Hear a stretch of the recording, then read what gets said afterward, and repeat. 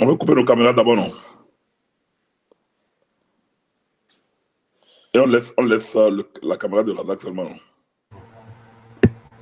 C'est bon, sinon actuellement, j'ai lancé.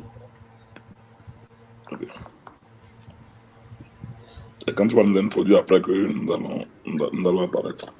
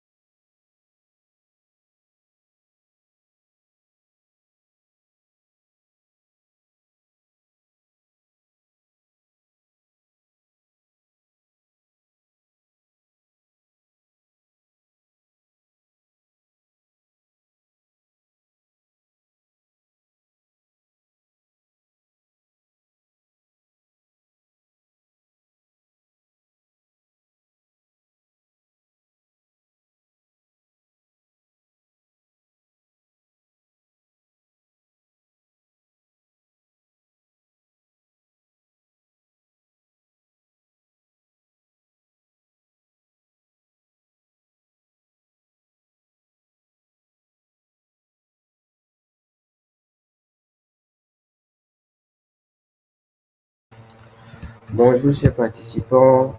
Et le temps que les gens se connectent au webinaire, nous allons commencer à 9h05, rigoureusement. Merci.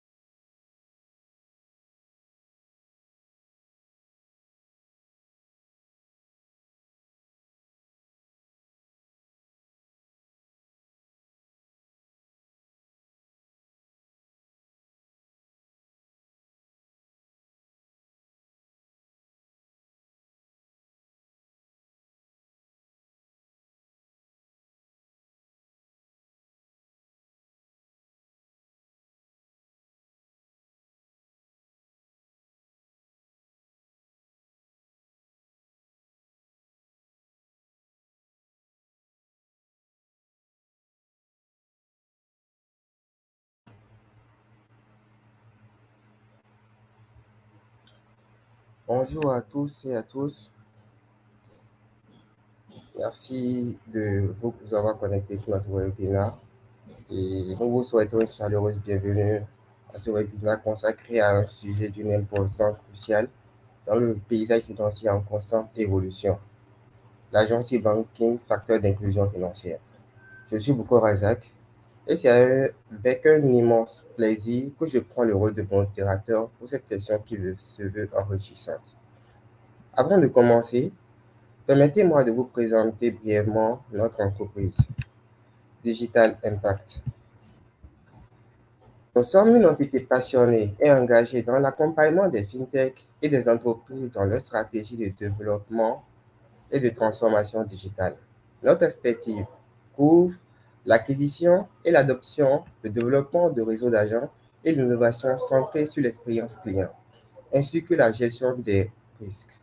Nous créons des stratégies digitales cohérentes en tenant compte des spécificités de chaque entreprise et impliquant tous les métiers dans la digitalisation pour une efficacité optimale.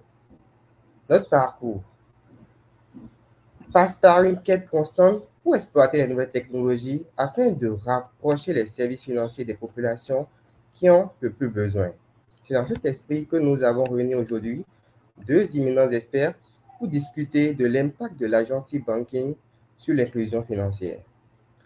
Nous avons l'honneur d'accueillir M. Walid Diouf, une personnalité visionnaire du secteur financier, reconnu pour ses analyses stratégiques sur la dynamique de l'agence e-banking et son potentiel à favoriser l'inclusion financière dans la sous-région. À ses côtés, M. Virgile Tofodji, un éminent expert du mobile money et de l'expérience client, qui est un acteur incontournable de la finance digitale dans la sous-région. Il apportera aussi une perspective éclairée sur les implications plus larges de l'agence e-banking et l'inclusion financière. Le sujet que nous abordons aujourd'hui, l'agence e-banking, facteur d'inclusion financière, est au cœur de notre mission chez Digital Impact. Dans un monde où la technologie façonne notre manière de réaliser les transactions financières, l'agence e-banking émerge comme un levier essentiel pour combler les lacunes entre les services financiers traditionnels et les populations non bancarisées ou sous-bancarisées. Nous sommes convaincus que cela peut ouvrir la voie à l'autonomisation économique et contribuer à la croissance et la prospérité de nos sociétés. Au cours de ce webinaire, nous aurons à explorer les opportunités de l'agence e-banking accompagné de nos experts. Nous analyserons ces mécanismes, ses avantages et ses défis, tout en examinant comment ils façonnent l'accès aux services financiers et contribuent à un avenir plus inclusif pour tous. Vos questions et réflexions sont essentielles, alors n'hésitez pas à partager via les chats et les commentaires pour que nous puissions les aborder lors de la session interactive qui suivra les présentations de nos intervenants. Je suis ravi de vous inviter à vous à nous pour cette exploration fascinante du rôle de l'agence e-banking dans la promotion de l'inclusion financière et les individus et les communautés, les économies à grande échelle. Merci d'être présent à ce webinaire et je cède la parole à M. Diouf pour une présentation plus complète avant de passer à la première question de ce webinaire. M. Diouf, vous avez la parole. Merci Razak, bonjour tout le monde et merci à Digital Impact de m'avoir invité à prendre part à ce webinaire. Donc, je suis Wali Diouf Diédiou, je suis consultant en agence banking et inclusion financière. Donc, sur le plan associatif, je suis également président de l'association Digital Frontier Institute, qui regroupe les alumni de DFI au Sénégal et qui œuvre pour la promotion de l'inclusion financière. Donc, globalement, après une expérience passée dans le domaine de l'agence banking plusieurs années, notamment à Baobab et à Baobab Plus, puis à Jumia, dans le déploiement des points marchands. J'ai commencé ma carrière en tant que consultant pour apporter ma pierre à l'édifice concernant tout ce qui est projets digitaux et projets d'inclusion financière. Donc, c'est ce que je peux dire sur ma personne en attendant d'autres questions. Merci. Merci beaucoup, Monsieur Diouf. À la suite de Monsieur Diouf, nous allons passer à Monsieur Gil Tofodi pour une présentation plus éclairée aussi de sa personne.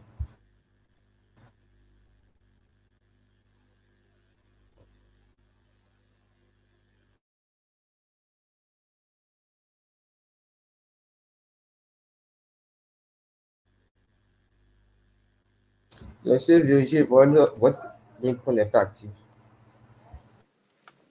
Désolé. Merci beaucoup, Razak. Merci beaucoup, monsieur Walid Diouf. Je suis Virgile Tofodi, je suis un passionné de la FinTech avec plus de 20 ans d'expérience de travail maintenant. Je suis banquier de base et banquier financier de base. J'ai passé 6 ans dans le FMCG, c'est-à-dire les cigarettes. J'avais travaillé dans une usine de cigarettes et après, depuis bientôt 15 ans, je suis dans les télécoms. J'ai passé énormément de temps dans les télécoms et spécialement depuis 8 ans, je suis dans la FinTech. Dans la FinTech, d'abord au Bénin et j'avais travaillé avec MTN Mobile Money. Et après, depuis bientôt 3 ans, je suis au Sénégal où je gère la FinTech de Free Sénégal. Free Sénégal qui appartient au groupe Action. Et parallèlement, comme là, je suis dans la communauté de M. Walid Diouf, je suis CDFP, j'ai mon certificat en Digital Finance Practitioner et donc je suis alumni de Digital Frontier Institute. Et voilà un peu l'autre information, c'est que je suis cofondateur de Digital Impact, cette plateforme qui nous réunit ce matin pour pouvoir discuter des sujets autour de la FinTech. Merci beaucoup, M. Razak. Merci beaucoup, M. Walid Diouf. Merci, Monsieur Virgile. Pour entrer dans le vif du sujet, nous allons alors commencer par Monsieur Walid Diouf. En lui posant la question, selon vous, qu'est-ce que l'agence e-banking et quel est son rôle et quel est son apport pour l'inclusion financière? Est-ce que vous m'entendez bien déjà? Oui, très bien. Ok, super. Merci Razak pour cette question. Je pense que la thématique qui nous réunit aujourd'hui est vraiment d'actualité et va nous permettre d'en savoir plus sur l'agence e-banking. Donc pour moi, l'agence e-banking est un modèle dans lequel les banques, opérateurs de téléphonie mobile, fintech, fournisseurs de services financiers de manière générale, offrent des services en dehors des agences bancaires ou bien en dehors de leurs succursales. En gros, c'est des points de contact destinés aux clients vivant aussi bien en zone rurale qu'en zone urbaine. Et auprès de ces points de contact qui peuvent être des succursales, des kiosques, des magasins, les services qui étaient disponibles au niveau des agences bancaires se trouvent disponibles auprès de ces populations qui sont exclues. Donc, par rapport à l'impact sur l'inclusion financière, on sait tous que dans nos pays, la plupart des personnes ne sont pas bancarisées. Si on prend l'exemple de l'UEMOA, c'est 20% maximum de personnes dans la zone UEMOA qui sont bancarisées. En fait, ceci sous-entend que qu'au moins 80% de la population n'est pas bancarisée. Ça veut dire que ces personnes sont exclues. Donc, l'agence e-banking est un levier qui peut être utilisé pour fournir à ces personnes exclues les services qui initialement étaient disponibles uniquement en agence. Donc, son rôle pour l'inclusion financière est d'un grand apport. Et quand on parle également d'inclusion financière, la première chose à souligner, c'est par rapport à l'accès. La première dimension, c'est l'accès. Si la personne n'a pas accès au service, elle ne pourra naturellement pas l'utiliser. Donc, l'agence e-banking est un canal approprié pour permettre à ces populations d'accéder à ces services. Et la deuxième dimension qu'on peut parler, c'est par rapport au coût. Si la personne accède à ce service, à combien, quel est le coût d'accès? Est-ce que le coût d'accès est élevé? Si on regarde par rapport à nos contextes des pays en sous-développement ou bien de nos pays de manière générale en développement, on voit que les services fournis par les banques ou bien les fournisseurs de services financiers ont un coût élevé. Donc, l'agency banking va aller vers la promotion de l'inclusion financière à travers l'accès, mais à un coût acceptable. Donc, globalement, pour le moment, j'aimerais m'en limiter là. En attendant, au fur et à mesure qu'on avance, on pourra détailler de plus en plus. Merci. Merci beaucoup, Monsieur Wali Diouf. Donc, de votre intervention, je retiens que l'agence banking est un nouveau modèle de distribution qui permet aux populations défavorisées d'accéder à des services financiers de base à des coûts moindres et fournis par des prestataires fiables. Donc, il y a plusieurs dimensions liées à cela, notamment l'accès, comme je l'ai dit, et également le coût. À la suite de cette question, nous allons maintenant passer à M. Virgile pour qu'il nous donne plus ou moins quels sont les principaux avantages de l'agence banking par rapport au modèle traditionnel des prestataires de services financiers. Merci beaucoup, M. Wali, merci beaucoup, M. Arak. Et effectivement, comme principal avantage, on a dit que l'agence banking permet d'offrir des services financiers de base à des populations non bancarisées. Donc, quand on regarde tout de suite et dans les médias, on peut noter que c'est un moyen qui permet à ces banques-là ou à ces opérateurs de services financiers mobiles d'offrir le service sans beaucoup investir. Il y a l'aspect coût, mais au niveau de ces fournisseurs. Je donne un exemple. En milieu rural, est-ce qu'il est pertinent que la banque ou le prestataire de service aille ouvrir un succursale? Ça représente énormément de coûts pour cette succursale.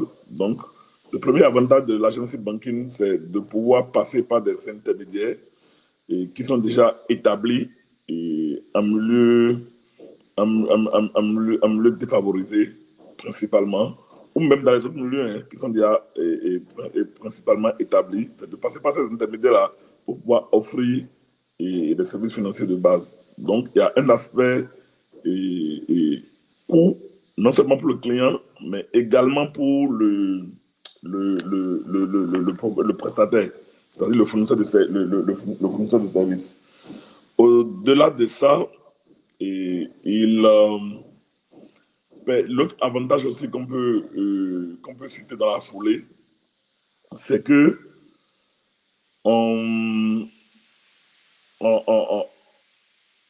l'agence banking, le modèle d'agence banking permet d'offrir pour le client, là cette fois je me mets du côté client, ça leur permet d'avoir un accès très facile.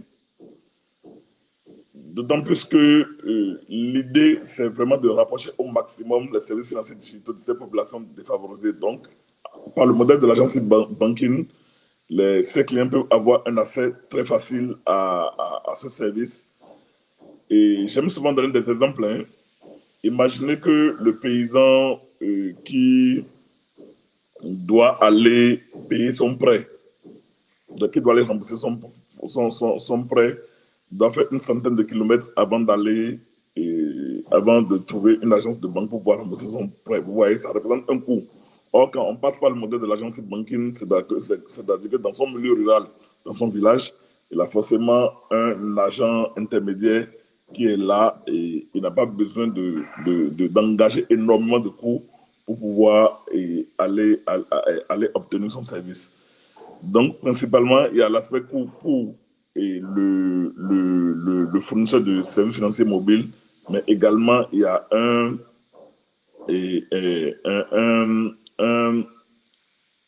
une réduction de coût pour le client et il y a une accessibilité beaucoup plus facile. Je m'arrête là d'abord pour le moment. Merci beaucoup, M. Virgile. De votre intervention, je retiens que les avantages de l'agence e-banking par rapport au modèle traditionnel, c'est qu'il permet à deux niveaux, aussi bien aux clients qu'aux fournisseurs de ces services, c'est-à-dire qu'aux banques, de pouvoir en fait réduire leurs coûts, de passer par des intermédiaires déjà établis dans les différentes régions qui ne sont pas plus ou moins bancarisés afin de fournir leurs services aux populations qui en ont besoin et également une accessibilité très facile.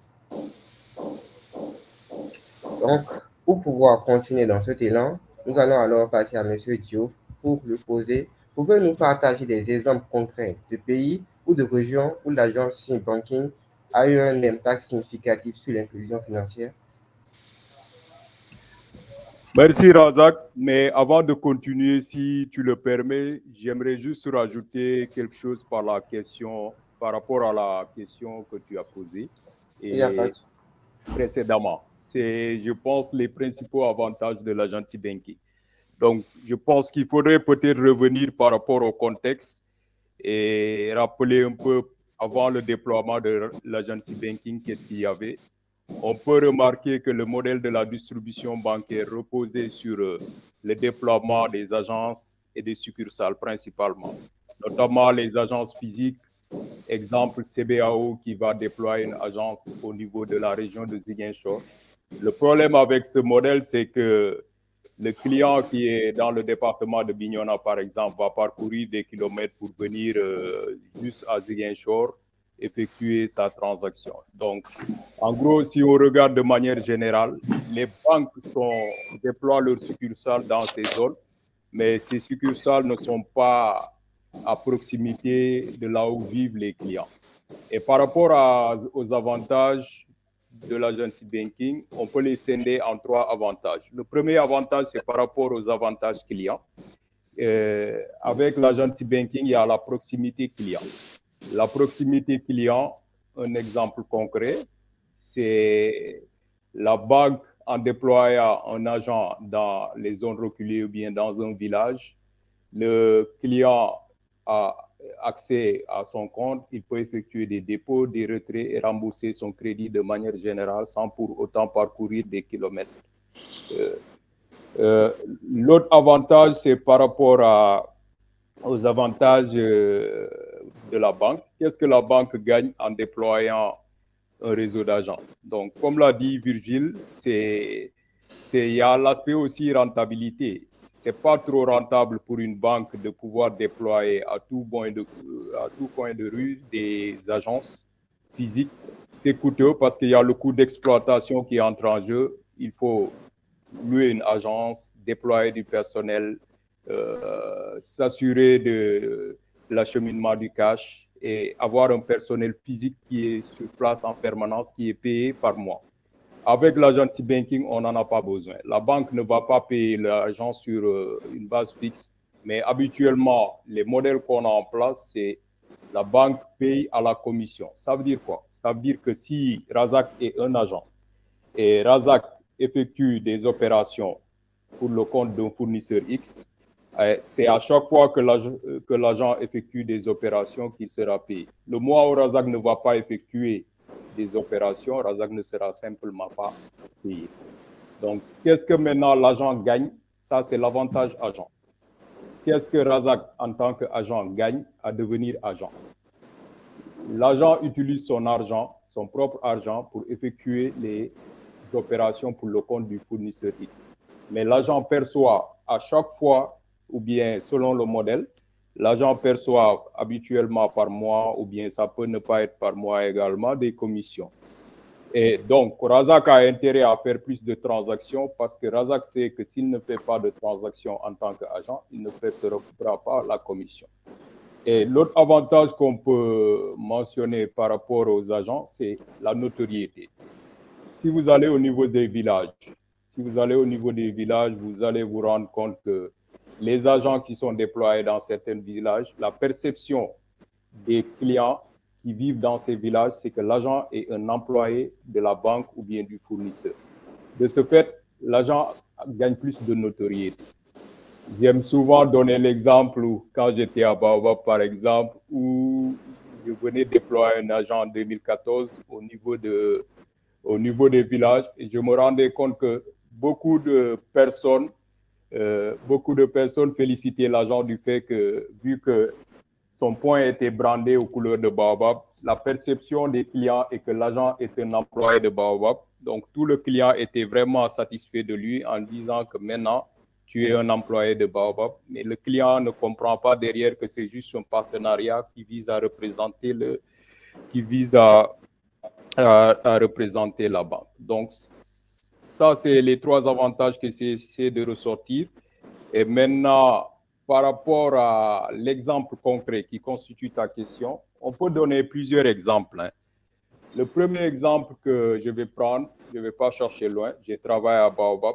Donc, de 2014 à 2018, on a démarré le déploiement des points Baobab. Et par rapport à mon expérience, ce que j'ai vu et vécu, quand l'aventure a commencé, j'étais plutôt en agence, ce qui me permet de voir un impact réel par rapport au déploiement des points. Avant de déployer les points, l'agence était full. Il y avait tout le temps du monde et les caissières étaient débordés. Donc, au fur et à mesure qu'on déployait les points, on se rendait compte que le flux de clients diminuait considérablement. Et ceci ne s'est pas fait sans problème parce qu'il fallait une conduite du changement. Il fallait convaincre le personnel d'abord de s'approprier le projet, mais aussi convaincre les clients que vous pouvez aller chez l'agent, effectuer les transactions. Donc, l'exemple concret qu'on peut donner à travers Baobab, c'est Baobab a déployé au Sénégal 500 points de 2014 à 2015 et je pense que toujours ces 500 points sont toujours actifs. Et le webinaire de Baobab qui a été effectué avec Finder Development en mars 2023 en dit long sur les chiffres. Et si on regarde les chiffres qui ont été partagés par Baobab, dans les trois filiales, à savoir Sénégal, Madagascar, Côte d'Ivoire, puisque le réseau d'agents de Baobab est disponible également dans ces pays. Les chiffres partagés par Baobab lors du webinaire de mars 2023 font état de 1,3 million de transactions qui ont été réalisées dans le réseau correspondant pour un volume de 186 millions d'euros. Dans ce sens, on voit que c'est un impact réel sur la vie des populations. L'autre impact que ça a eu sur la vie des populations, je dirais que les personnes qui initialement étaient dans des zones éloignées et qui ne pouvaient pas avoir accès à ces services peuvent simplement déposer ou bien retirer ou bien effectuer leur paiement. Ça, c'est l'exemple par rapport au Sénégal. Mais il y a un autre exemple que j'aime bien, c'est par rapport à Finca, en RDC. En RDC, par exemple, Finca, qui est une institution de microfinance, avait déployé son réseau d'agents. Donc, initialement, ils étaient entre 70 000 et 90 000 clients avant le déploiement du réseau d'agents. Et en quelques années, voire quelques temps après le déploiement du réseau d'agents, le nombre de clients a presque doublé, passant jusqu'à 150 000 clients. Donc, à partir de leur réseau d'agents, ils ont réussi à inclure ces personnes qui étaient initialement exclues et faire en sorte que le nombre de comptes puisse augmenter. Je vais terminer les exemples par l'Amérique latine, puisqu'on a parlé d'Afrique de l'Ouest, Afrique centrale et Amérique latine, il y a Banque Colombia. Banque Colombia est une banque qui est en Colombie. On sait tous que la Colombie est un pays en développement, un peu similaire avec l'environnement, notre environnement. Et donc, de 2008 à 2021, Banque Colombia a pu multiplier par 5 sa base clientèle. Et en grande partie, cette stratégie reposait sur le déploiement de points et la force de vente qui leur a permis d'avoir tous ces résultats. Donc, on peut voir qu'à travers ces trois exemples, que l'impact est réel sur la vie des populations et a permis à ces populations exclues d'être financièrement inclus et d'avoir accès aux services financiers de base. Donc, j'aimerais m'en limiter là pour laisser la parole à Virgile. Okay. Merci beaucoup, M. Wali. Et j'aimerais aussi passer la parole à M. Vigile pour qu'il puisse en fait nous partager et s'il a aussi des exemples concrets, peut-être d'autres agents qui ont été déployés, aussi de plus ou moins évangiles sur la question. Merci beaucoup, Razak. et merci beaucoup, M. Wally, pour ces exemples que tu as pointés du doigt. Effectivement, moi, venant du monde du mobile money, les cas de mobile money sont légion. En termes de réseau d'argent, les cas de mobile money sont légion. Tout le monde a vu ce qui s'est passé au Sénégal par rapport aux différents fournisseurs de services mobile money. Wave qui a 12 000 points aujourd'hui, et Free Money qui a près de 14 000 points, et Orange qui en a près de 35 000. Donc, je ne vais pas trop m'appesantir sur le cas des fournisseurs de services et financiers mobiles à partir du mobile money. Pour revenir sur le cas de l'agency banking même, M. Wally a donné de très bons exemples, hein, de très bons exemples concrets, tels que le cas du Congo avec FNK, et le cas de Baobab, qui sont des exemples de success story en Afrique. À cette suite, moi, je voulais ajouter quand même deux ou trois cas que j'ai suivis particulièrement. Il y a le cas EcoBank. Le cas EcoBank avec le lancement de leur produit EcoBank Express. Je sais qu'il s'était fait accompagner par l'INCDF, par exemple, au Bénin, où dans une phase pilote en moins d'1 an, ils ont déployé près de 350 agents et agency banking, pas de personnes, pas des petites SME intermédiaires. Donc, le principe est simple. Ils ont identifié dans chaque localité éloignée des petites entités. Et comme on l'a dit, généralement, c'est les points de ralliement dans les villages et tout. Donc, ils ont identifié ces petites localités-là et qu'ils ont recruté, qu'ils ont formé, à qui ils ont déployé les outils pour pouvoir offrir les services de EcoBank Express. Et je crois que c'était vraiment un success story parce que après ces 300 qu'ils ont fait, je pense qu'ils ont continué. Aujourd'hui, ils doivent être à plus de 2000 points au Bénin. Et c'est un modèle qu'ils ont déployé dans la plupart des pays. Ici au Sénégal aussi, je sais qu'ils l'ont déployé. EcoBank Express a déployé de agency banking. En Côte d'Ivoire, je sais qu'ils avaient déployé. Et là, ils ont encore repris à nouveau. Ils doivent être autour de plus de 2500 points et vraiment actifs qui offrent les services de base à travers EcoBank Express à leurs clients. Donc, pour le cas d'EcoBank, c'est un cas qui est très, très, très, très connu. L'autre cas que je connais très bien, pour avoir visité le Kenya en 2017, c'est Equity Bank. Equity Bank, à fin 2019, ils avaient 42 000 points. Equity Bank, c'est une banque qui offre des services bancaires, mais qui est le concurrent principal de M-Pesa, le M-Pesa de Safaricom. Et ils ont déployé les tout premiers modèles de agency banking. Qu'est-ce qu'ils font? Ils offrent tous leurs services directement par des intermédiaires. Pas des intermédiaires, tu peux faire des dépôts, tu peux faire des retraits, tu peux faire du paiement et de factures, tu peux faire du décaissement. Donc, c'est l'un des modèles les plus réussis qu'on a vu. Ils ont tellement réussi le modèle au point où aujourd'hui, ils sont concurrents directs d'un fournisseur de services mobiles telco, qui est Safaricom, M-Pesa. M-Pesa, tout le monde connaît M-Pesa, et c'est le modèle de succès en Afrique. Mais Equity Bank est aujourd'hui leur concurrent direct parce qu'ils ont pu déployer avec succès les modèles de agency banking. Et comme je le disais, à fin 2019, ils étaient déjà à plus de 42 000 points. Donc, complètement accessible. Imaginez 42 000 points qui offrent des services bancaires. Donc, complètement accessible. Et ceci leur a permis de se rapprocher au maximum de leurs clients à travers une expérience très simple. Et c'est vraiment un modèle de succès. L'autre modèle qui a eu aussi relativement un peu de succès, c'est le modèle de Fidelity Bank au Ghana.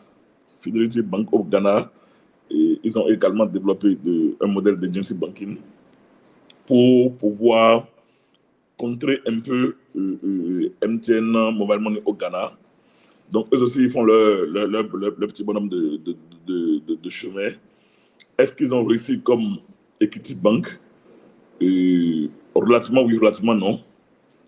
Et relativement oui, relativement non, pour dire que ce n'est pas tous les modèles d'agency banking qui réussissent toujours. Moi, je voudrais insister ici sur l'investissement que ça demande.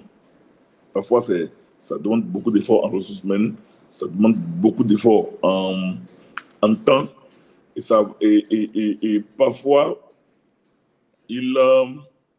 c'est vrai qu'il est moins coûteux que le modèle de succursale, mais également, c'est un modèle qui est basé sur des commissions.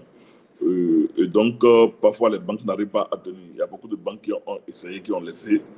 Mais par contre, il y a quand même ces cas que je viens de citer, comme le cas d'EcoBank, qui est un succès, le cas de Equity Bank, qui est la référence en Afrique de l'Est, et le cas de Fidelity Bank, qui fait son bonhomme de chemin au Ghana. Merci beaucoup, Razak. Merci beaucoup. Au vu de vos interventions, je retiens principalement plusieurs, en tout cas, success stories en termes d'agence bancaire, de déploiement de réseau d'agents, notamment au Sénégal avec Baobab, en RDC avec FNK, en Amérique latine avec la Banque Colombia, et au Bénin avec le cas de EcoBank, au Kenya avec Equity Bank et au Ghana avec Fidelity. Donc, à la suite de cette question, nous allons alors poursuivre pour poser la question à M. Virgile. Quels sont les défis auxquels sont confrontés les agents de l'agence e-banking dans leur mission de promouvoir l'inclusion financière et comment peuvent-ils être surmontés? Ok, les défis. J'aborderai la question des défis et de plusieurs niveaux, bien sûr, vu sur l'aspect agent, mais vu également sur l'aspect de la banque fournisseur et vu de l'aspect des clients. Pour les agents, généralement, le premier défi qui se pose, c'est déjà pouvoir identifier un acteur en qui on peut placer la confiance. Comme l'a dit tout à l'heure Diouf, il y a généralement en milieu rural, hein, c'est parfois aisé de trouver un point de ralliement. Mais parfois, ça peut paraître aussi un peu difficile de trouver quelqu'un à qui on fait confiance parce que c'est une question de produit, de services bancaires. Donc, c'est de pouvoir trouver cette personne qui est crédible, qui est transparent et qui peut offrir les services financiers mobiles. Le deuxième challenge, c'est le working capital. Le working capital, parce que dans le modèle d'agency banking, généralement, c'est la personne intermédiaire qu'on a pu trouver. C'est cette personne qui vient avec son capital. C'est cette entité-là qui vient avec son capital. Et n'oublions pas, ils sont parfois dans plusieurs business à la fois. Donc, généralement, ils peuvent avoir des problèmes de working capital. Donc, c'est de pouvoir trouver le moyen de stabiliser le working capital pour que lorsque le client vient demander le service, et bien lorsqu'il arrive à trouver un point pour demander le service, qu'il puisse pouvoir faire sa transaction facilement. La troisième chose, le troisième défi que moi je trouve, c'est le défi de business model. Parce que c'est généralement des transactions et financières. Donc, l'agent a besoin de quitter son working capital. La personne intermédiaire qui met son working capital a besoin de gagner de l'argent en retour. Donc, il y a des défis de structuration autour du commissionnement que cet intermédiaire reçoit. N'oublions pas, les services bancaires sont gratuits, généralement sont gratuits. Donc, il faut trouver le moyen de pouvoir commissionner et ces agents-là. Généralement, ils le font au volume ou à la transaction. Donc, ça peut paraître aussi challengeant que le gars mette son working capital et que le retour sur investissement ne soit pas assez intéressant pour lui. surtout qu'elle n'a pas beaucoup de flux. Surtout qu'elle n'a pas beaucoup de flux, beaucoup de clients qui fréquentent le coin pour pouvoir faire des transactions. Donc, il faut quand même un certain trafic au niveau de ces points-là pour que le working capital qu'ils ont mis puisse leur permettre de générer des commissions. L'autre défi, c'est que je trouve toujours dans ces modèles d'agency banking, c'est la couverture. C'est la couverture, parfois la couverture réseau, la couverture Internet, ou en milieu rural, parfois, c'est vrai que l'Africa est en train de faire, et en termes de pénétration et de couverture, en termes de pénétration Internet, de couverture réseau, on est en train de faire des progrès énormes, mais n'oublions pas quand même qu'il reste toujours des zones, des zones que je dirais des zones blanches, où il y a des soucis de stabilité de réseau, des soucis d'accès à Internet, qui font parfois que c'est un peu challengeant pour ces agents-là d'offrir parfois le service. En plus de ça, un autre défi que ces gens-là rencontrent souvent, c'est la formation. C'est la formation et le turnover des employés. Parce que généralement, pour faire du agency banking, il faut que la personne, après avoir identifié l'entité, les personnes, les ressources humaines qui servent dans ces entités-là doivent être suffisamment formées par rapport à tout ce qui est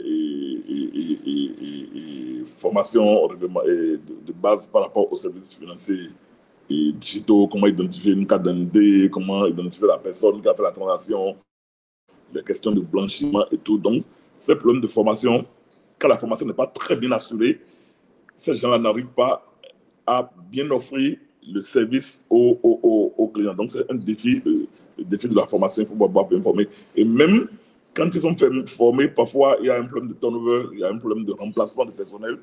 Donc, du coup, il faut pouvoir assurer la formation de ce personnel malgré le taux élevé de remplacement. Maintenant, pour les banques, il y a également des défis, hein, parce que c'est facile de pouvoir faire des succursales, on sait que c'est juste mettre un coût. C'est très coûteux, mais c'est facile parce qu'ils ont le contrôle sur le process pour pouvoir mettre en place des succursales, les banques.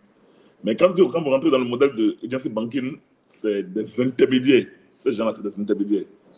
Et comme c'est des intermédiaires, la banque, généralement, n'a pas le contrôle sur tout le process. Quand je parle de contrôle sur le process, je veux parler toujours de la formation, de l'identification de ces gens, de leur formation, de la stabilité du working capital, parce que tu peux recruter un agent intermédiaire, mais qui en temps a bouffé le working capital, qui n'a pas assez de working capital. Donc, du coup, la banque va mettre en place ce modèle de agency banking, mais ces clients vont vivre une très mauvaise expérience parce que quand ils vont aller dans ces points-là, ils ne pourront pas trouver vraiment le service avec une très bonne expérience. Donc, généralement, c'est les défis qui se posent à eux. Le dernier défi sur lequel je voulais inciter, c'est l'expérience client. Parce que quand c'est une succursale de la banque, ou bien quand c'est une agence de la banque même, et la banque met ses standards en place et se rassure que ces standards sont respectés. C'est un employé de banque permanent là qui offre le service et tout. Mais quand on est dans le modèle de agency banking, il faut pouvoir créer de la confiance. Il faut pouvoir créer de la confiance de telle manière que quand le client vient dans un point de agency banking, qu'il puisse vivre la même expérience que l'expérience qu'il vit quand il va dans la succursale. Ouais, donc ça peut être parfois un challenge. Ça peut être parfois un challenge pour les banques de pouvoir garantir cette même expérience client-là dans la transaction, dans la sécurité de la transaction et dans le support du client. Donc c'est un peu les défis que je peux citer. Le temps de retourner la parole à Zach. Merci beaucoup, M. Virgile. Je vais alors passer la parole à M. Walid Diouf. Bon, pour un peu le cadre, j'aimerais qu'on puisse avoir des réponses plus ou moins brèves en 3, 4, 5 minutes afin de pouvoir nous permettre de pouvoir tenir dans le temps. Merci. Merci Razak. Donc, par rapport à la question qui est posée relative aux défis, pour aller dans le même sens que Virgile, le premier défi que je vois, c'est par rapport à l'infrastructure technique. Donc, selon le pays ou bien la zone où on se situe, on voit que, notamment dans les zones rurales, la plupart du temps, l'Internet n'est pas accessible ou bien il y a des problèmes de réseau souvent. Donc, imaginez un peu si on sait tous que l'agent utilise soit une plateforme ou bien utilise un hardware ou bien un service, utilise une plateforme. Pour certains, c'est l'USSD, pour certains, ça repose sur l'Internet. Et que la couverture Internet n'est pas arrivée dans ces zones-là, c'est un facteur bloquant. L'exemple concret qu'on peut donner, c'est imaginer un peu si l'agent doit recevoir un code OTP pour valider la transaction d'un client qui est sur place et que l'agent ne reçoit pas, le client ne reçoit pas le code OTP. Naturellement, la transaction ne pourra pas s'effectuer. Et récemment, j'ai accompagné une institution de microfinance dans le cadre d'une mission d'appui technique en RDC, notamment dans la zone de Bukavu. Et ce problème était fréquent. Ce problème ne dépendait pas de l'institution de microfinance lui-même, mais ça provenait de l'opérateur de téléphonie mobile. Sauf que le client, il ne fait pas la différence et ça va impacter l'agent.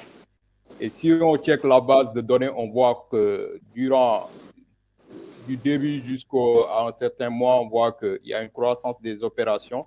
Et à partir du moment où le problème a été observé, on voit qu'il y a une chute de 2 mois où les agents globalement de cette zone-là ne faisaient pas de transactions. Donc, l'infrastructure technique, si ça ne fonctionne pas correctement dans ces zones reculées, selon le pays, on peut avoir une différence notoire. Par exemple, le contexte du Congo n'est pas le contexte du Sénégal. Le contexte du Sénégal également n'est pas celui du Niger. Donc, tous les pays également ne fonctionnent pas au même niveau. Il y a des pays qui sont au 2G, d'autres au 3G, d'autres au 4G, au 5G. Et selon ces facteurs qu'il faut prendre en compte, ça impacte positivement ou négativement sur les transactions et par ricochet sur l'agent.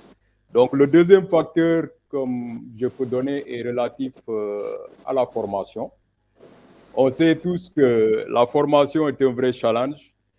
Il faut recruter, former et suivre les agents. C'est la trilogie en termes de déploiement de réseau d'agents, recruter, former et suivre le réseau d'agents. Ce qui veut dire qu'il faut d'abord trouver des agents liquides. Quand on est, comme on l'a dit, Virgile, quand on est dans des zones reculées, on peut trouver un agent, mais le challenge aussi repose sur le taux d'activité. On a 10 000 agents. Combien d'agents sont actifs?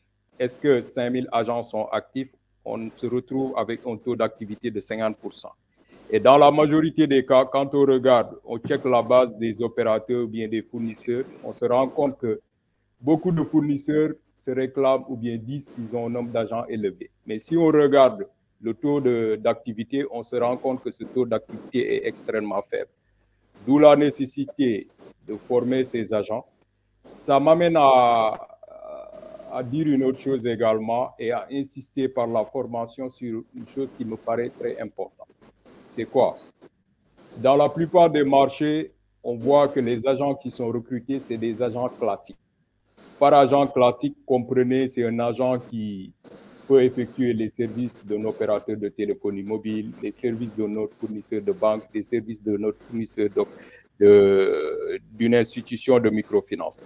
Exemple, l'agent Razak peut effectuer les services de Orange Money, effectuer les services de Baobab, effectuer les services de Ecobank. Mais le problème qu'on rencontre souvent, surtout dans les marchés matures, c'est que ces agents ont de l'expérience en termes de mobile money. Et les agents ne font pas la différence entre le mobile money et l'agent bancaire. Un simple exemple, si l'agent, par exemple, vous constatez facilement que lors de la formation, quand vous venez pour former l'agent a tendance à vous dire, ça j'ai déjà fait, je connais. Mais il faudra insister sur une chose, laquelle? C'est de pouvoir lui expliquer qu'en recevant l'argent, parce que c'est des pratiques courantes, l'agent peut recevoir l'argent aujourd'hui et le déposer le lendemain. Sauf que s'il fait ça et que c'est le dernier jour pour la clôture de la banque, le lendemain, le client il tombe dans le portefeuille à risque et il a des pénalités à payer. Donc, il faudra pouvoir sensibiliser l'agent sur le fait que tu es en mesure de faire, je sais, mais derrière, il faut comprendre que cette activité est un peu différente du moins par rapport à ce que tu faisais et ton comportement ou bien tes agissements vont avoir un impact positif ou réel sur la vie des clients. Le troisième défi que je vois, c'est par rapport à la viabilité du réseau. Aujourd'hui, on sait tous qu'avec l'arrivée de Wave, le modèle économique a changé. Même si les agents, on parle certes d'agents bancaires de manière générale, mais les agents bancaires évoluent sur le marché où il y a les agents Wave. Et dans la pratique, la majorité des cas, c'est les mêmes agents qui sont recrutés pour faire les activités d'agency banking ou bien de mobile money. Donc, qu'est-ce qui s'est passé avec l'arrivée de Wave? Avant l'arrivée de Wave, le modèle économique SICO ne reposait pas sur la facturation des transferts uniquement. Ça reposait en grande partie sur le cash-in, cash-out et transfert qui est facturé. Mais dès l'arrivée de Wave, on a vu que le cash-in, cash-out, c'est 0 francs et 1% facturé en guise de transfert. À partir de ce moment, certains opérateurs qui avaient des modèles différents ont rejoint le modèle de Wave. Et depuis lors aussi, on a vu que les commissions des agents ont par ricochet diminué. Donc, aujourd'hui, le défi, c'est par rapport à quel modèle il faut mettre en place. Parce que les agents ne gagnent pas assez de commissions. Comme je l'ai dit précédemment, l'agent, ce qui l'intéresse en premier, c'est de gagner suffisamment de commissions. L'agent fait des arbitrages. Il fait des arbitrages, il a un capital limité, il a 1 million par exemple. Et maintenant, est-ce que je vais mettre les 500 000 sur Wave ou bien est-ce que je vais mettre les 200 000 par Orange Money? Est-ce que je vais mettre les 300 000 restants par Baobab? Il fait des arbitrages par rapport au nombre de transactions qu'il a, par rapport aux fluidités qu'il a. Donc, aujourd'hui, la viabilité du réseau est un challenge que beaucoup d'acteurs n'ont pas réussi à résoudre. C'est la problématique actuelle. Même s'il y a des débuts de solutions que j'ai vus en Côte d'Ivoire, par exemple, où Wave propose, je ne sais pas si c'est actif ou pas, mais je l'ai lu quelque part, comme quoi ils proposent des assurances à leurs agents. Ça peut être un début de solution, mais la problématique actuelle, c'est par rapport à la viabilité du réseau de manière générale. Donc, on peut lister ces 3 défis comme le défi de l'infrastructure technique, le défi de la formation, mais il y a également le défi réglementaire. Le défi réglementaire est une problématique réelle parce que dans la zone UEMOA, si on regarde bien, il n'y a pas de réglementation spécifique à l'agency banking.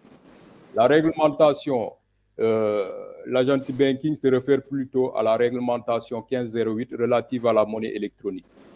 Je suppose que, et j'espère que bientôt peut-être on pourrait avoir, à travers la nouvelle réglementation qui, je pense, va sortir d'ici la fin de l'année, avoir plus d'adaptabilité par rapport aux réalités de nos populations. Pourquoi le défi réglementaire? Simplement parce qu'il y a des blocages qu'on a constatés.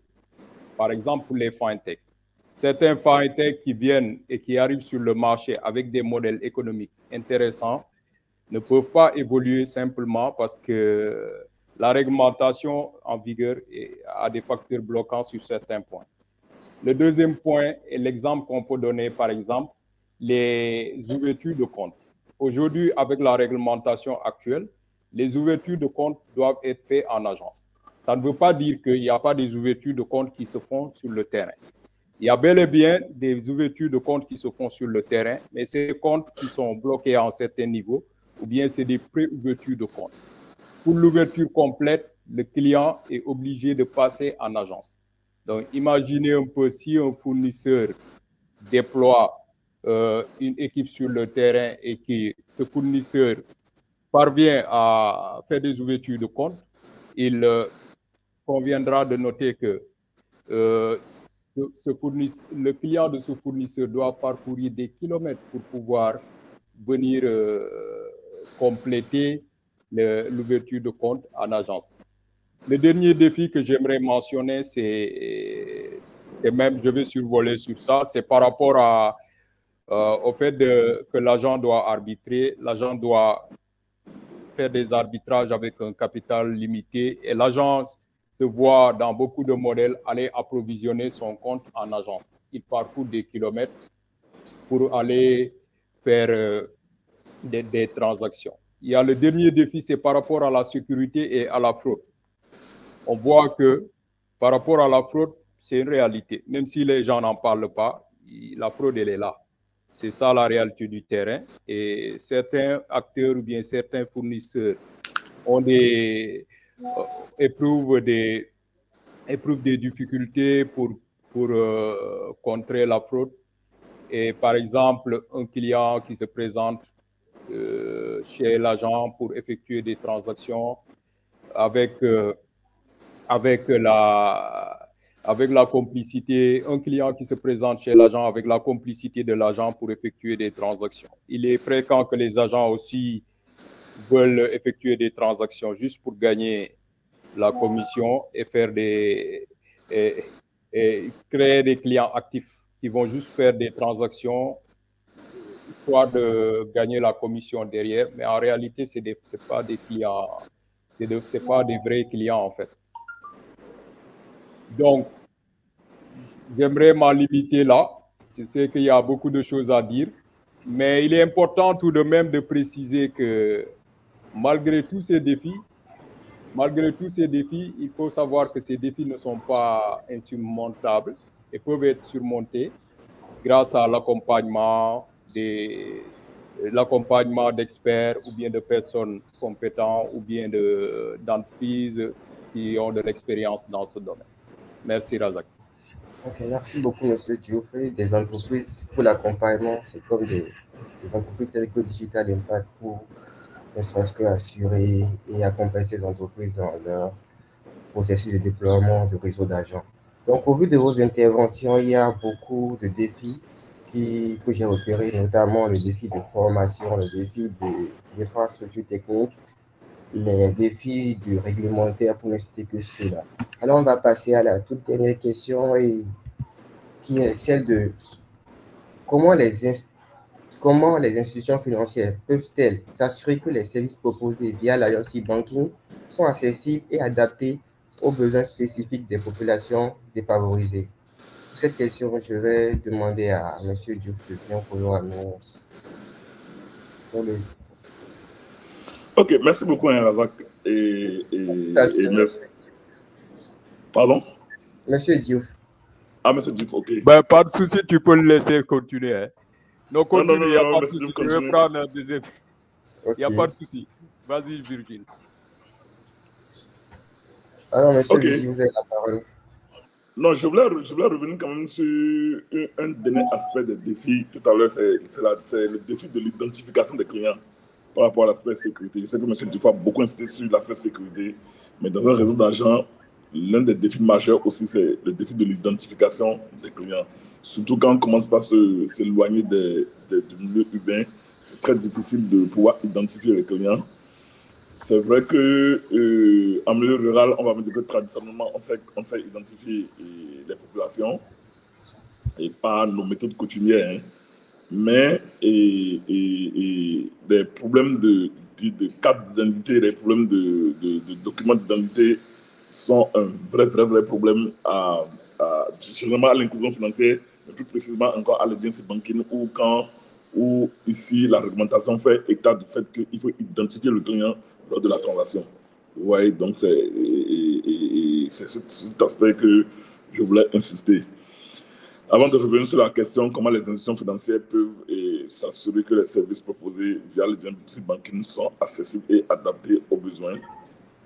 C'est 4 minutes, monsieur Léger. C'est effectivement un aspect clé. Il faut que quand une banque déploie un réseau de banking, cette banque puisse s'assurer que les services proposés Et c'est ce qu'on a dit dans tout le développement qu'on a eu. Hein. Il y a déjà l'identification de ces points.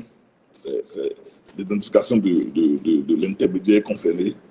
Généralement, dans les villages, il y a toujours, comme je le dis, il y a toujours des points de ralliement. Il y a toujours des points où les gars vont faire leurs activités quotidiennes. Il y a généralement des points où tout le monde va. Je donne un exemple simple. Quand tu vas dans un village, il y a toujours un point où les gens vont faire la tontine, il y a toujours un point où les gens vont payer leurs factures. Donc, généralement, ce sont ces points-là que les gens identifient. Donc, c'est des points qui sont des points de réputation. Donc, quand cette identification est bien faite, après, il faut s'assurer que les gens sont très bien formés. C'est très, très important que les gens soient très bien formés, qu'il y a une charte et de la banque qui existe et que par rapport à cette charte, on a bien formé les gens. Et j'insiste sur l'aspect de la formation. Et je sais que M. Wali l'a beaucoup dit. Il faut que les gens la formation soit une formation continue avec un système de contrôle en place pour se rassurer que c'est l'expérience qui est délivrée dans les succursales, que c'est la même expérience que le gars et que le client rencontre quand il va dans un point agency banking. Et après, c'est de pouvoir se rassurer qu'on n'offre pas trop. Il faut que le produit qu'on offre soit les produits de base. Quand c'est des produits de base, c'est plus facile à gérer. Je veux donner des exemples de dépôt, retrait et paiement de factures. C'est les usages de base seulement qu'il faut offrir. Il ne faut pas aller en milieu rural et dire à la personne, oui, je veux t'offrir des services sophistiqués comme une carte bancaire, non. Il faut juste offrir des services de base. Et quand on offre ces services de base, on sait que c'est vraiment adapté à la réalité de ces populations. Généralement, ces populations, tout ce qu'ils veulent, c'est de pouvoir recevoir de l'argent, de pouvoir envoyer de l'argent quand ils en ont besoin, de pouvoir retirer de l'argent, de pouvoir payer leurs factures et à la limite de pouvoir payer leurs prêts. C'est-à-dire quand ils ont des microcrédits et tout, de pouvoir les payer. Donc quand l'offre de service est bien circonscrite et que la formation est bien faite et de façon continue et qu'un système de contrôle récurrent est mis en place, une bonne supervision est mise en place, les banques peuvent s'assurer que les services qu'ils offrent sont des services vraiment accessibles et adaptés. Donc, la supervision d'un réseau d'agents, c'est un point clé.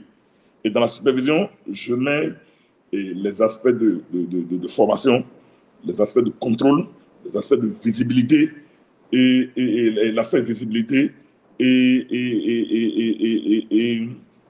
l'aspect support client. Parce qu'il y a aussi ce volet qu'il ne faut pas oublier. Quand le client se rend dans un agency banking, il a besoin parfois de support. Et s'il ne peut pas obtenir le support à travers l'agency banking, comme le support en sécurité, ça pose un problème. Donc, dans la supervision, j'englobe ces différents aspects-là pour dire que la supervision d'un réseau d'agents est capitale. C'est de nos investissements, mais c'est capital parce que quand on ne le fait pas, on peut être sûr que les services ne sont pas accessibles et ne sont pas adaptés aux besoins des populations. Donc, pour résumer, il faut que l'offre de services soit vraiment circoncis et soit des services vraiment de base qui soient adaptés à la réalité de ces localités-là, des populations de ces localités. Mais également, il faut mettre en place une très bonne supervision. Ça nécessite un investissement, mais malheureusement, il faut pouvoir le faire.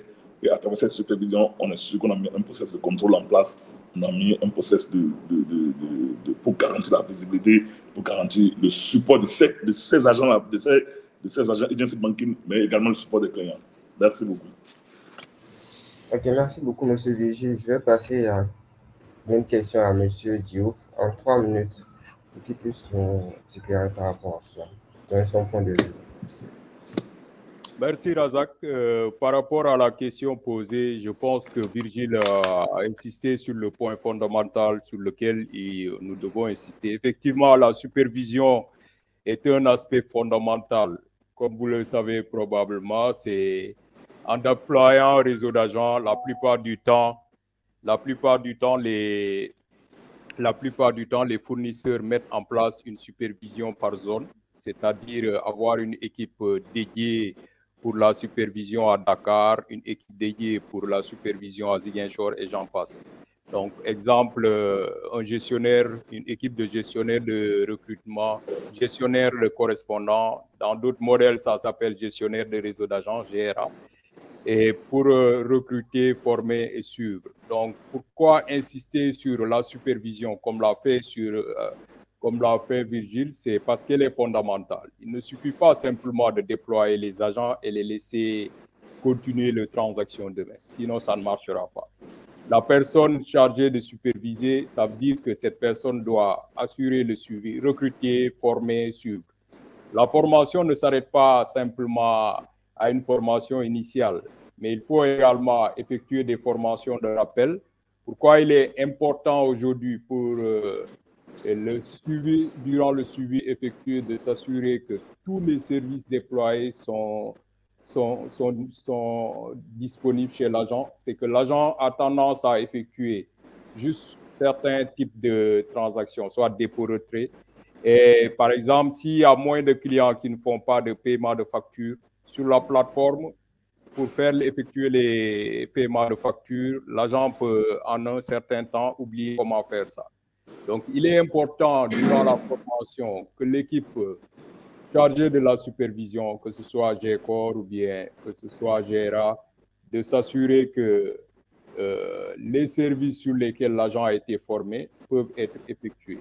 Il y a également la nécessité, s'il y a un nouveau service déployé, parce qu'au début, on peut avoir dépôt, retrait, paiement de facture uniquement, et au fur et à mesure qu'on avance, on déploie le nanocrédit. Ce n'est pas le même process qu'il faut utiliser sur la plateforme. Il faudra former donc l'agent et insister sur le fait qu'il a assimilé cette formation au niveau de la plateforme. Au-delà de ça, j'aimerais insister également sur le fait d'avoir une approche client plutôt qu'une approche orientée marché. L'approche orientée marché, la plupart du temps, les fournisseurs viennent avec leur application, déploient et demandent à l'agent et au client de suivre, mais plutôt l'approche client, c'est d'éviter la voix du client. Récemment, par exemple, dans le cadre de la mission d'appui technique effectuée en accompagnement pour cette institution de microfinance, on a été amené à faire un diagnostic pour comprendre l'état des lieux. Qui parle de diagnostic parle également d'études clients. Faire une étude pour prendre aussi blocage après un an d'opération. Avant de passer à la mise à l'échelle, il est important de comprendre les blocages qu'on a eu sur le réseau d'agents et les facteurs bloquants. Est-ce que s'il y a une baisse chez un agent, est-ce que c'est parce que le système n'est pas disponible chez l'agent ou bien est-ce que parce que l'agent n'est pas assez liquide ou pas? Il est important également de faire cette étude pour comprendre les blocages qui sont rencontrés par les clients. Certains clients peuvent avoir des blocages relatifs à des incidents qu'ils ont eus chez l'agent et de ce fait, ils n'ont plus confiance pour utiliser le réseau d'agents. Donc, les études que l'institution ou bien la banque ou bien le fournisseur, l'étude qu'elle va faire, va lui permettre de comprendre les facteurs bloquants avant d'aller à l'échelle, voir comment améliorer tous ces facteurs bloquants en vue d'optimiser les opérations. Donc, de ce fait, l'institution ou bien la banque ou bien le fournisseur peut effectuer un état des lieux pour comprendre l'existant d'abord. Qu'est-ce qui a été fait? Quels sont les blocages qui ont été notés avant d'aller à la mise à l'échelle et prendre en compte ces facteurs bloquants avant d'aller à la mise à l'échelle. Et prendre en compte également la réglementation. Comme j'ai l'habitude de dire, la réglementation du Kenya n'est pas celle du Sénégal. La réglementation également de la zone UEMOA n'est pas la réglementation en RDC également.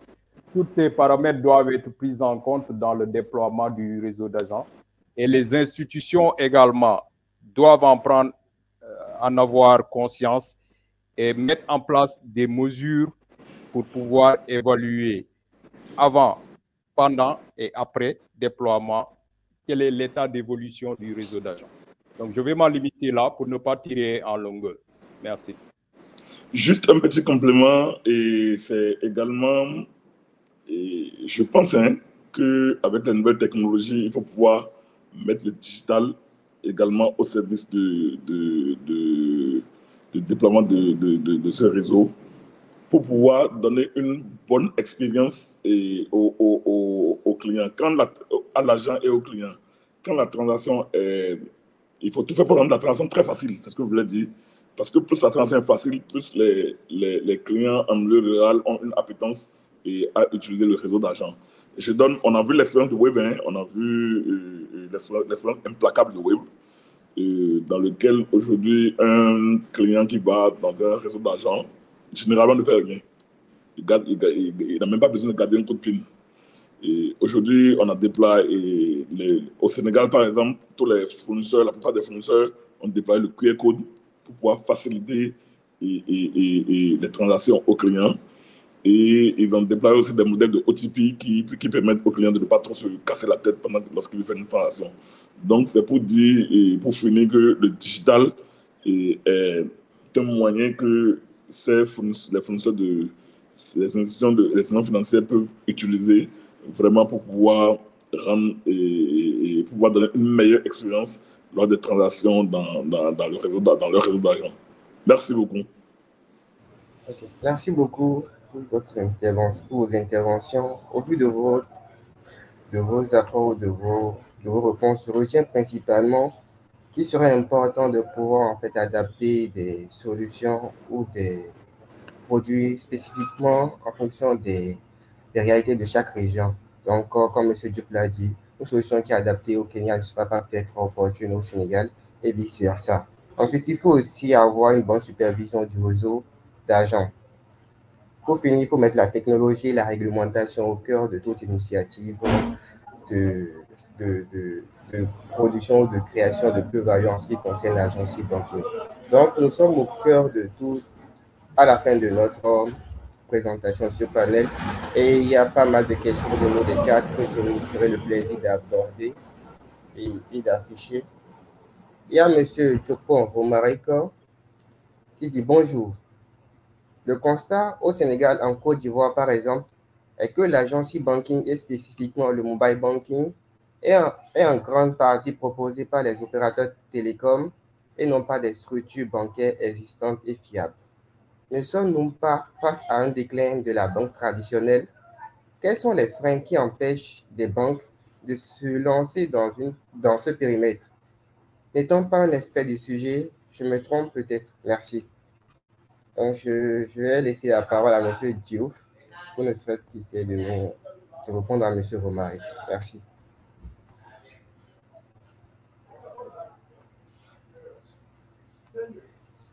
Merci pour cette question. Je pense que je ne dirais pas qu'on est dans un déclin, mais je dirais qu'on est plutôt dans une nouvelle norme où on doit aller vers un changement d'état d'esprit. Un changement d'état d'esprit dans le sens où il ne faut pas raisonner uniquement banque ou opérateur de téléphonie mobile, dans la mesure où, dans certains modèles, les partenariats existent. Donc, je ne connais pas l'état du marché ivoirien, pour être honnête, mais ce dont je peux dire par rapport à la question qui est posée, dans certains pays, et je pense que ceci peut être adapté au marché ivoirien, il y a la nécessité de partenariat. Les banques ou bien les institutions de microfinance peuvent s'appuyer sur des acteurs comme des opérateurs de téléphonie mobile. J'aime bien donner l'exemple du Kenya avec Safaricom via M-Pesa, qui est une institution de microfinance, a noué un partenariat avec Safaricom pour déployer son réseau d'agents chez les agents, pour rendre accessibles ces services chez les agents ICOM.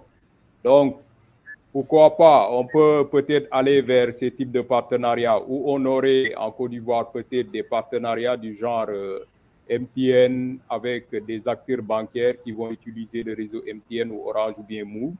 Et je pense qu'il faut maintenant réfléchir globalement partenariat et non pas réfléchir banque versus OTM en tant que concurrent. Je pense qu'avec la dynamique actuelle, les partenariats sont nécessaires pour tirer parti des avancées à venir. Et de plus, j'ai toujours l'habitude de dire que les opérateurs de téléphonie mobile ne sont pas des concurrents à mon sens. Les banques ne doivent pas regarder les opérateurs de téléphonie mobile comme des concurrents parce qu'on a vu dans beaucoup de marchés où des partenariats existent. Je vais pas chercher loin. Je prends l'exemple de Free qui, je pense, a noué un partenariat avec Cofina pour le nanocrédit. Donc ça, c'est des partenariats qui peuvent être déployés qui sont disponibles et qui peuvent être déployés sur le marché ivoirien ou bien les marchés d'Afrique francophone.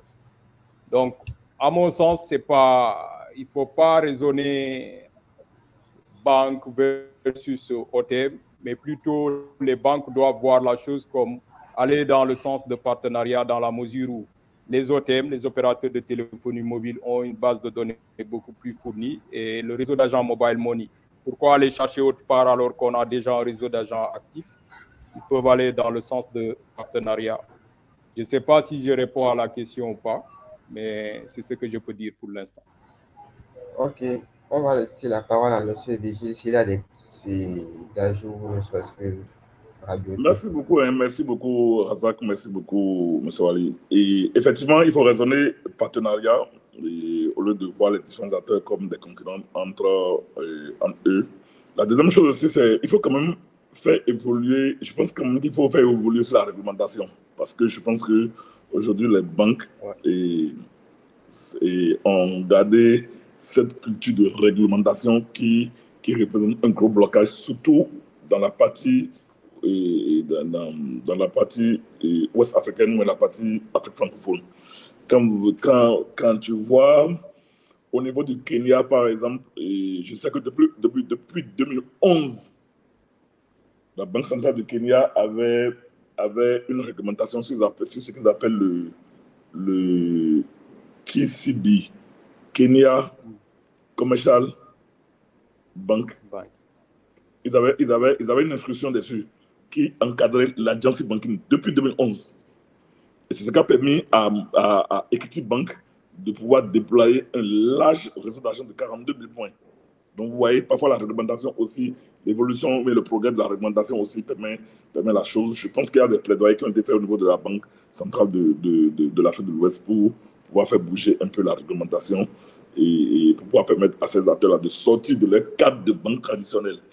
L'autre chose, c'est que les banques aussi, au-delà des partenariats, doivent apprendre à se réinventer. Et au risque, cette fois-ci, de se faire absorber.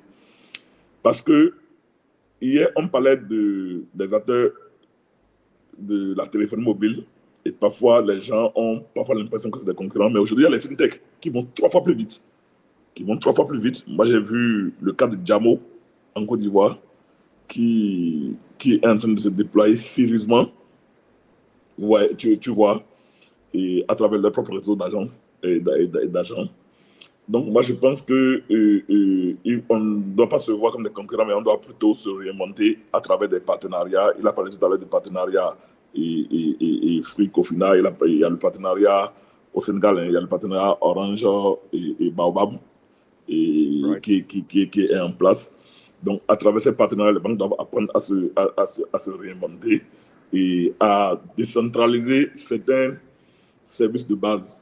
Il y a le open banking, il doit pouvoir donner les API, ouvrir les API. EcoBank le fait très bien et je sais que c'est une banque qui le fait très bien. Je sais que CBA au Sénégal a commencé par faire du bank to wallet avec certains fournisseurs avec certaines méthodes de monnaie électronique comme Orange.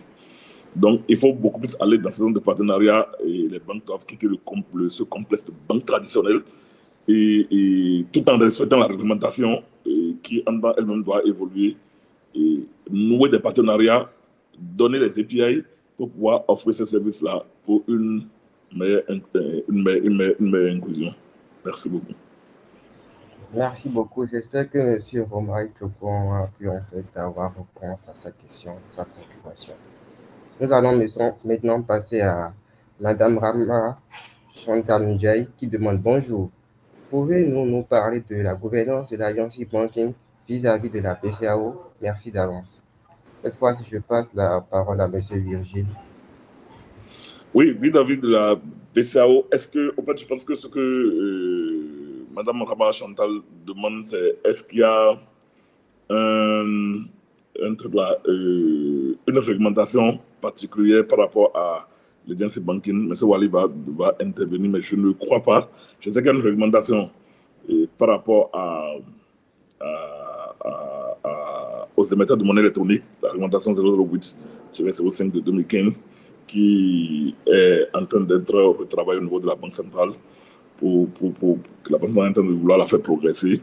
Je sais qu'il y a une réglementation sur, il y a un agrément sur les établissements de paiement et de paiement, les établissements financiers de paiement, et il y a une réglementation sur les banques. Mais est-ce qu'il y a une réglementation par rapport à l'agency banking même?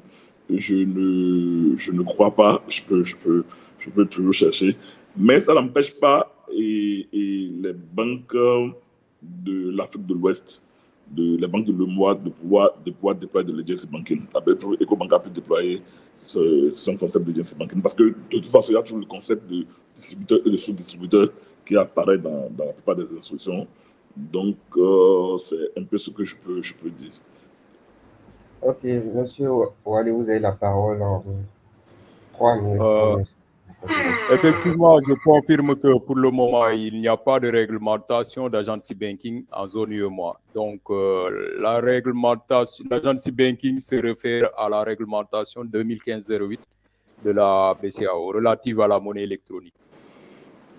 Donc, espérons qu'avec la nouvelle réglementation qui va venir, je l'espère d'ici fin d'année, espérons, que ce champ sera peut-être beaucoup plus couvert.